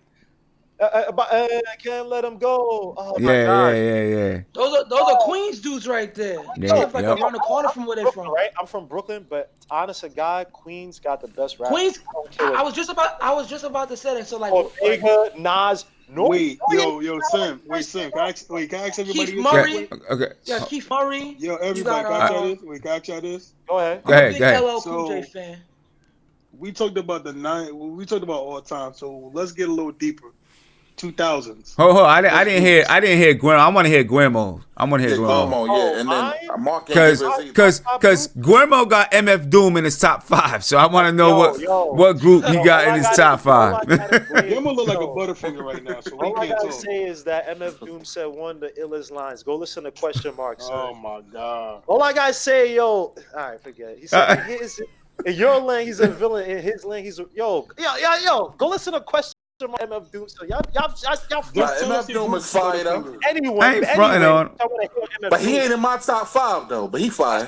That's my Operation Doomsday. I can't touch that. But anyway, my top 5. I was on that album though. You know that, right? Operation Doomsday. Word. What song were you on? Nah, I'm messing with you. But oh. I wish I was. But top 5 albums, top 5 groups. Number 1 has to be Wu-Tang. I don't really have a rank, but Wu-Tang is one. The next group, Public Enemy. Okay. They were just too much. The next group, easily. I guess you might include everybody, but I would just say the Locks. The Locks. Come on, man, like that. Yo, Style P. Style P don't get the credit he. Style P don't get the credit he deserves. My top 5. He's my top 5. I like Style P is one of the coldest rappers I ever heard in my life. What's his mixtapes? Ghost in the Shell. Yeah. My older brother put me on Style P, and that was it, bro. That dude is a killer. He's stupid. You go to the Juice Bar at Castle Hill Avenue. He in there all the time. The Juice Bar. Oh yeah, he changed his life now. He's in there all the time. Top 5 groups. What other groups? If you don't say Tribe Called Quest, I'm mad groups out there. No, but I got onto Tribe Called Quest late, so I can't say. He's talking about from what he's listening to, bro. From when he started. Top 5 groups. Oh, this is terrible, man. What are the other groups, man? I can't say State Proper because there's only really Beanie Siegel. Yeah. Let me see. Who else out there? And Beanie got 3 classic Mobb Deep? albums. 3 of them. Oh, Mobb Deep. Oh, my God. Yeah, of course. All right. Mobb Deep. The Roots. Yeah, the Roots was bad. I respect y'all like EPMD?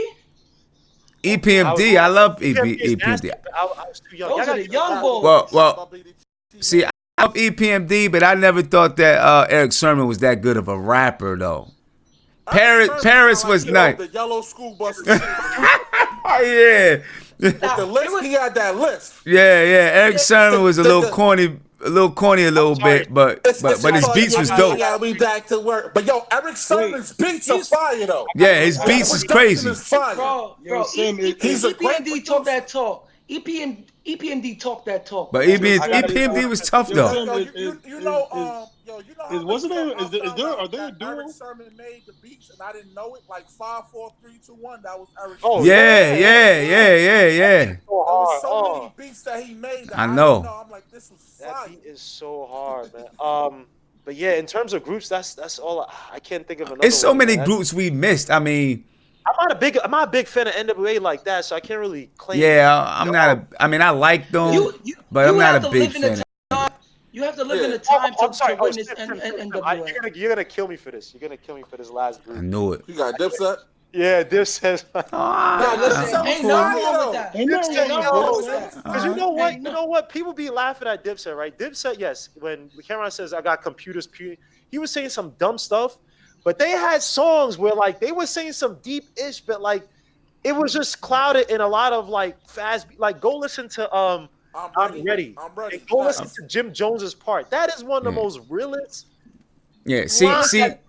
Verses I've ever heard. Something it's like it's Dipset. People don't think it's serious, but Dipset see. I'm like I really like the whole Native Tongue clique. I was just a big fan of Native. You know, Tribe. Common was part of Native Tongue. Jungle Brothers. Black Sheep. I really liked Black Sheep back in the day. My man Dress. Brand Nubian was kind of like an honorary member of Black Sheep. I mean, I love Brand New Brothers, of course. Oh, Brand Nubian fire. What about Black Moon? Did you like Black Moon? I love Black Moon. Y'all forgetting one thing, Cash Money. I know people don't like them, but Cash Money. This guy said Cash Money's not a group, it's a record label. Now he said Cash Money. First they was a group. There was a group though. He said no. For real, son. You did not make the cut. He said, you know how Marcus. That's like saying Death Row was a music group. When Marcus passionate, that's when he's really feel. Marcus sitting here smiling about this stuff. First he said, "What's wrong with Cash Money?" Cash Money, son. Come on, man. My son BG. That's like saying Death Row was a music group. Cash Money is the army, but he at the name. Come on. So you ain't make the Come on. Wait, Mark, what's your? And then, all right, I'm gonna tell you somebody that I like that. I'm I don't know. Mark may not really know. Isaiah probably don't know either. But I mean, I was a big fan back in the Third Base.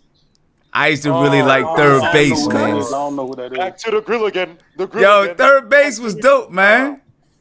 Look, it's weird. Yo, Sim. You know the dude from Third Base helped Nas get his deal, right? Yeah, MC Search. Yeah, MC Search. He helped. Yeah. Corny as hell, but thank God he helped Nas on the bar ride from the bar. Did you ever really go listen to Third Base though?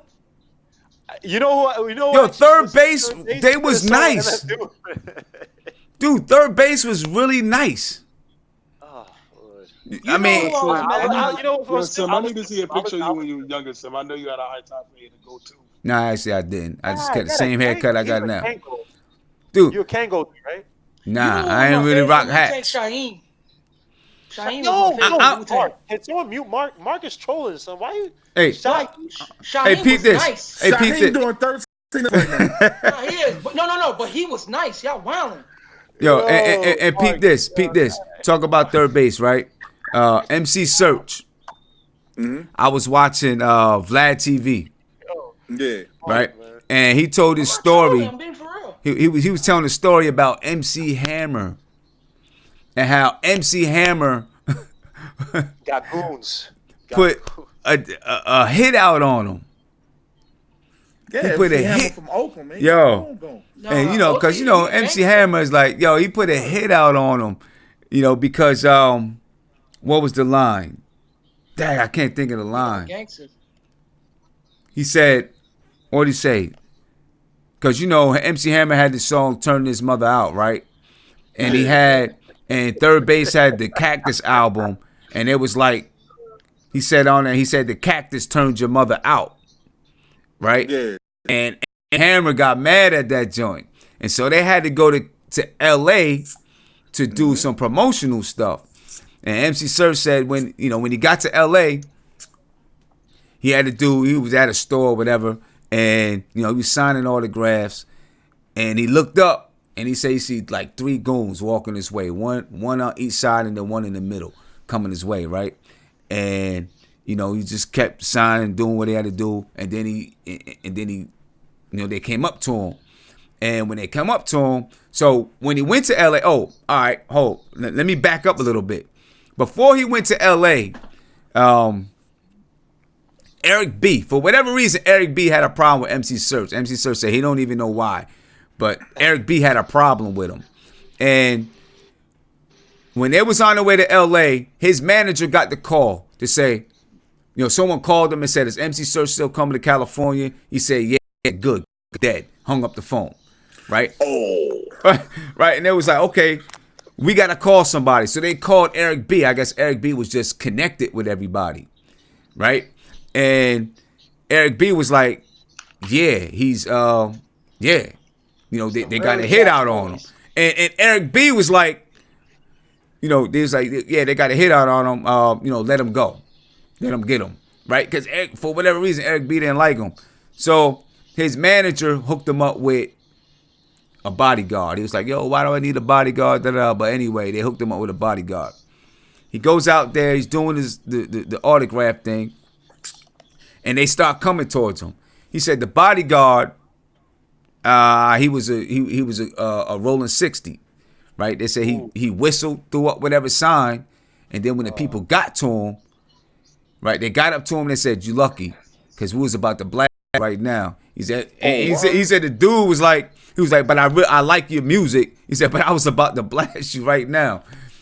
So they got out of there. They went to a radio show. And I guess there was some kind of like someone could win a Jeep or something like that. That was on the radio. And it was actually Pete Nice, because Pete Nice was part of Third Base. Pete Nice was the one who said the line, right? So they was both at the radio show. And MC Hammer calls up the show, right?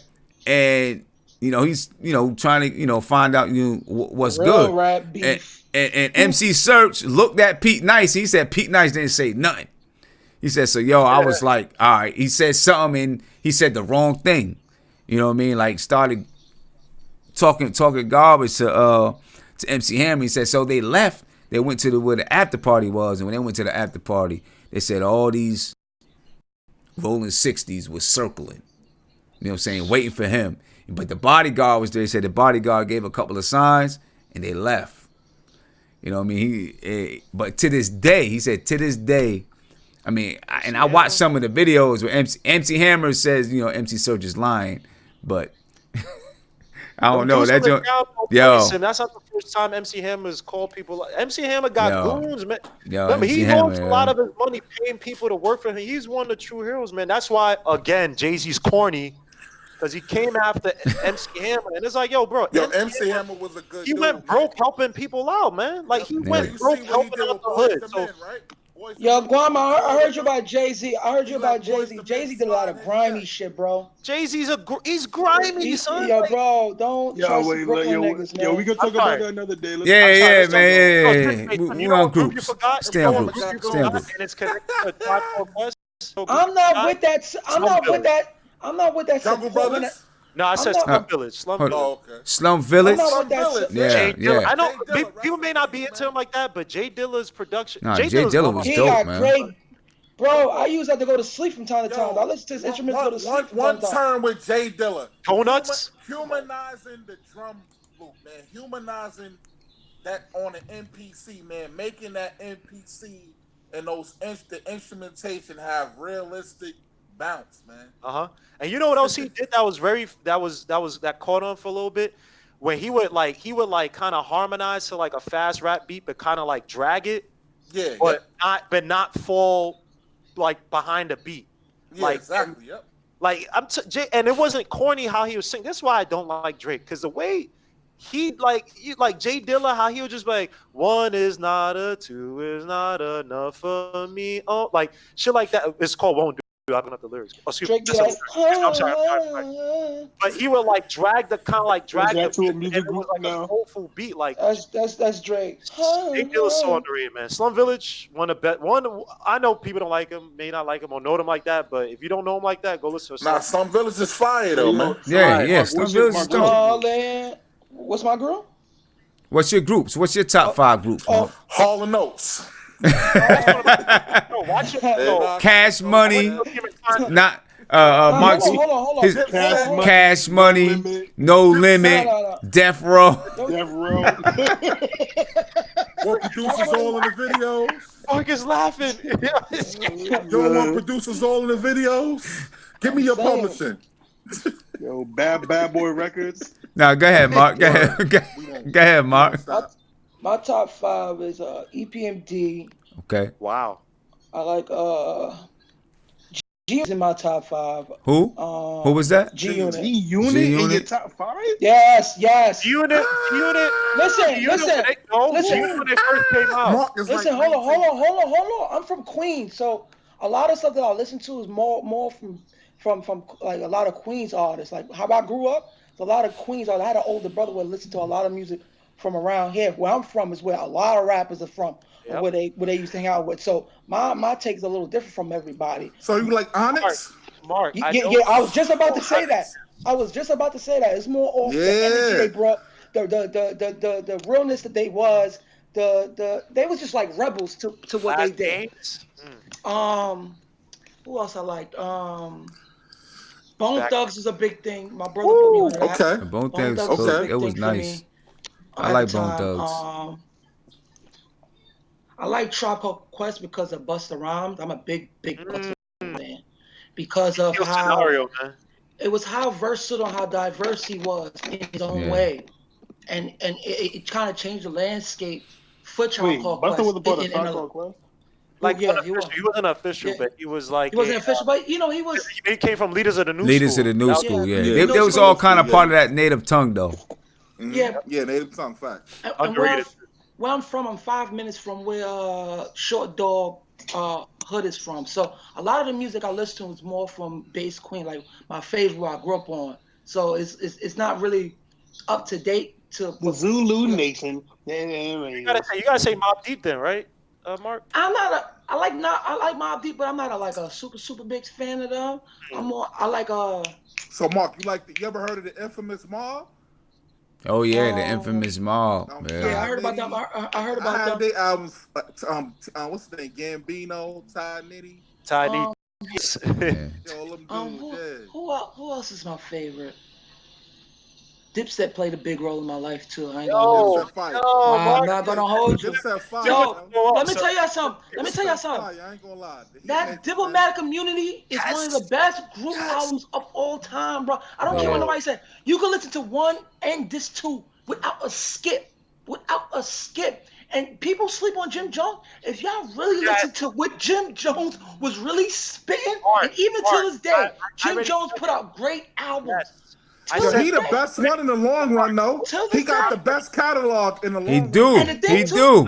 He got the best catalog. And the thing too, with Cam, if Cam really rapped serious, if Cam really rapped, he was super nice. And Two Bells was like the real young boy, like young slick. Mark, you remember the Rap City Cameron freestyle? Yo, bro, let me tell you something. Yo, bro. Cash in the sweat. Yo, you have to listen to what he said. He repeats it. It's more he's a nursery. He used nursery rhymes. He used nursery rhymes. That's him though. That's what make him him. That's what make him him. About Cameron though, Cameron was super nice, yo.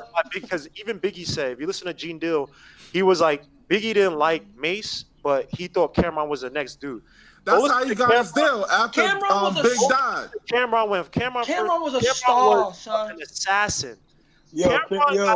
Cameron with freestyle. Go to that BET basement freestyle where you saw my ABCs was my AZ. That's what I was just spitting, bro.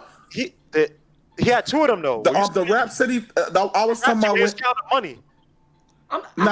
Yo, Gamma, wait, hold on. I always like the groups. You talking about the second one? That's the second freestyle. His first freestyle when he was counting the money and he's talking about I'm the vice president of Def Jam and I didn't sell a record for him and he had to like take him off the Jay-Z mic. hated on that. Yeah. Jay-Z hated on that. They Big said, yo, time. my Jay-Z album hated coming that out. big The time. Blueprint 2. Hold on, Kareem. You remember? Let me tell you how Jay-Z. Let me tell you how Jay-Z is a fraud because when Yo, come on. Wait, hold on, Isaiah. Damn. This is one thing I like about Cam and why he's his own man. Because he always trying to shut some shit down. Like shut up. I'm talking about Cam. Round Bro, I'm one. talking about Cam. Bro, I'm talking about. Go ahead. Let him talk. And this is why crazy, man. And this is why people look up to Cam. I remember when Cam was about to do the old boy beat, Jay-Z tried to hop on it because he knew it was hot. Cam went into the room. He said, "Yo, who this on my beat?" He took him right off. That's why Jay-Z didn't want him to be vice president because he couldn't control Cam. Mark, you're missing an important point. Before the old boy beat, Cameron and all those he just threw himself on it though. Trying to get Jay-Z to help them on other songs before old boy. He didn't want to do it. He was a cock blocker, bro. He was a big cock blocker, bro. It was like, okay, when they did Old Boy, and he also said that a lot of beats that were taking, like Jay-Z was basically like going through beats and blah blah. I was never a Jay-Z guy. I was more Nas. Getting radio push. Jay-Z tried to come on. Yo, Old Boy was the most played song in rotation by Def Jam. Bro. They got Bro, the most played on radio. Bro, that video, Kareem, that video alone set the summer on fire from barbecues, from Rucker Park. It was just monumental at the time, bro. It was. You know what is weird about Dipset? People get on Dipset, right? And I know there's a controversial figure that he has allegations or whatever. He's in prison now, but a lot of the positive stuff, right? Mm-hmm. Guys like Dr. Malachi York, I know people. I know the whole child. I'm not saying he's a good guy, but a lot of the stuff he's talking about group economics and black empowerment. Mm-hmm. Dipset was spinning out on the early stuff. All that Taliban stuff, all of that. They were referencing Black Power. Cameron was literally talking about buying franchises, buying Burger King. He was talking about all this stuff. They all from Harlem, man. That's what. And Sim, I remember you talking about. Well, the thing, Sim. Right. I remember you talking about like black people are scared to come together. That's the thing that Dane was trying to put together. He was trying to make Rockefeller and Dipset one big thing, just one big thing, so people could follow in the future.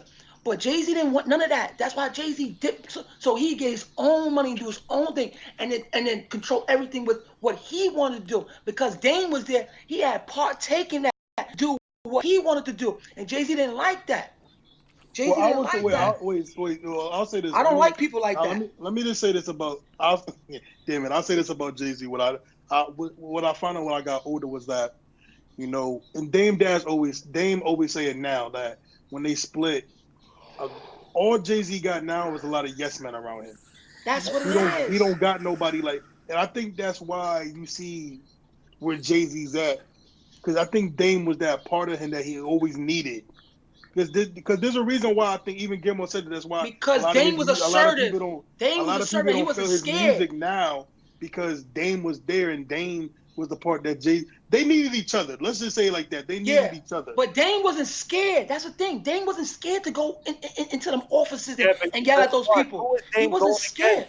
Dame messed up. Look, when you're trying to build your own enterprise like that, right, under someone else's umbrella, you have to operate like the rest of the snakes do. What he was trying to do was go against the guys who I don't like.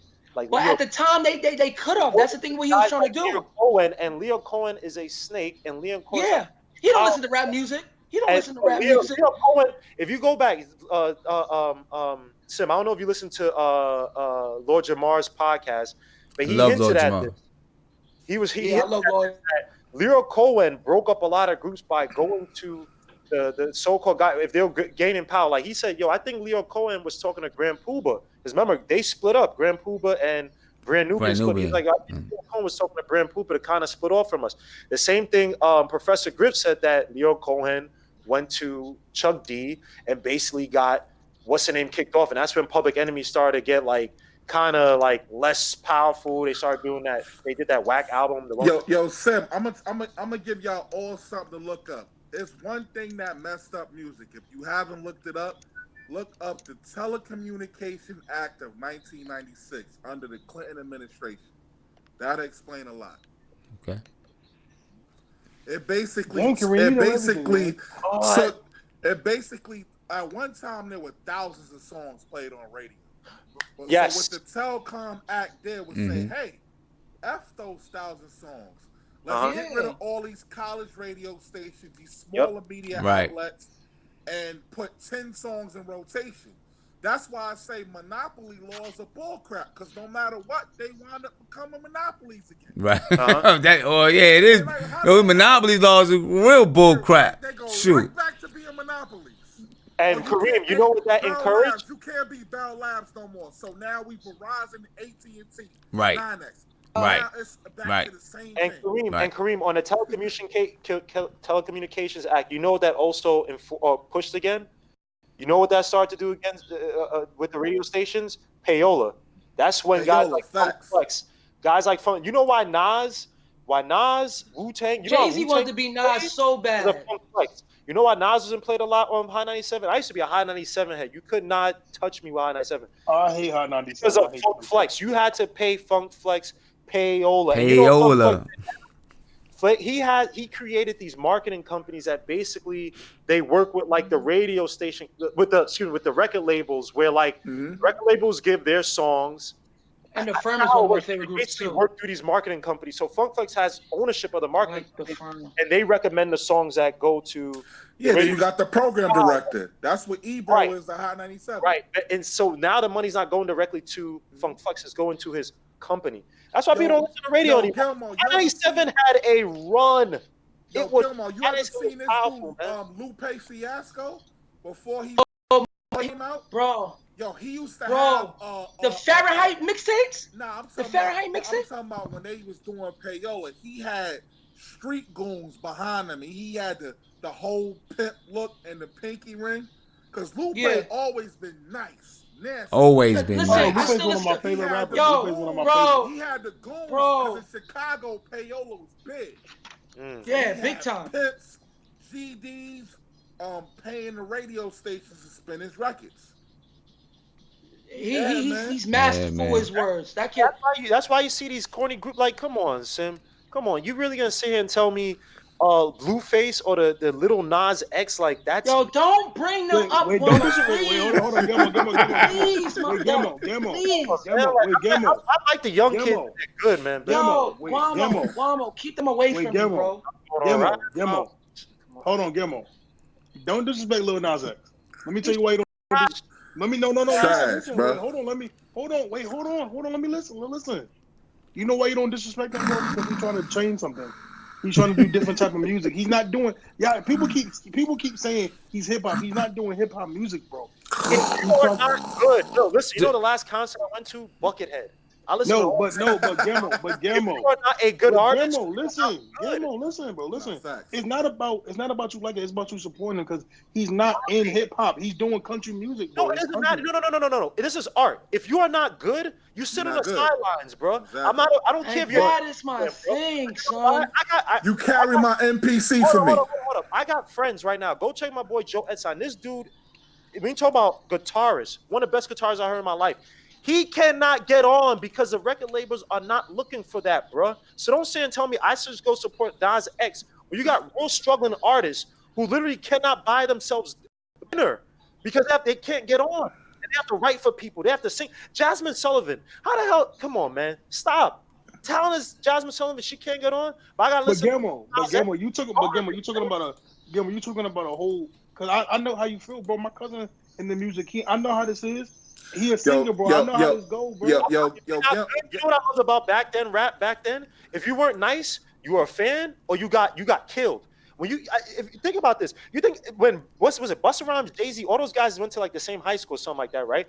You're thinking about some stupid Westinghouse, right? MC such and such, and I was like, yo, I'm as nice as Jay-Z, and I go and try going a cipher with Jay-Z. Jay-Z wanted to be Nas so bad. Jay-Z, you think I'm dumb enough to sit there and be like, I'm good at them? You think I should be there and be like, well, I like to make rhymes too and make some simple, catchy thing? But that's nice. No, they were monsters back then. Yo, Sam. Yo. Hey, Guillermo. You know it's crazy back in the day. Then they had the thing, like, they have like a hip hop convention for all the new MCs and stuff to be around, because I remember I saw a documentary where like Redman was passing out CDs. They had Diddy passing out flyers for Bad Boys. War Report. They had like a rapper convention and shit. War Report. Oh my gosh. You said did they have a rapper convention? Well, then they had something like that, because I remember I seen like a documentary where they had. They like, used to have something called the Chitlin Circuit. Like they had Redman, like Redman was passing out. The Chicken Circuit was that. They had like Diddy passing out flyers for Bad Boys. Circuit was. I think that was a concert. That was a concert, or maybe it was. The Chicken Circuit was underground. Period. Whether you were a rapper, comedian, you had to hit these clubs in the South. Oh no, but that's different. I think what Isaiah's talking about was like, remember, Diddy was part of the street team. He started a street team at Loud. They used to buy their own albums. Come on, man, Little Nas. They used to buy their own albums. All right, well, fellas, I'm about to head off. It's 2:30. Oh, I'm sorry. For about 2 hours. Yo, I missed the 90s and the early 2000s. But it ain't coming back, bro. It's not coming back. Let me say this, Mark. I hate when people. Mark, listen. Let me say this. I hate when people say the young guy. There's still great music out here, bro. Bro, it is. Now, you know what? I'm speaking originality, bro. On that note, to me, that's a little lazy when people say, I miss 2000, I miss the 90s. Don't get me wrong, I love that era, but there's still great music now, bro. No, Yo, Sim, I want to tell you something before I get off, Sim. We should work. I want to work on, if you would let me, rather. We could work on like a theme song for the channel, like. Yeah, definitely. Yeah, for sure. Yeah. I love to. I love to. Check for Guillermo. Isaiah,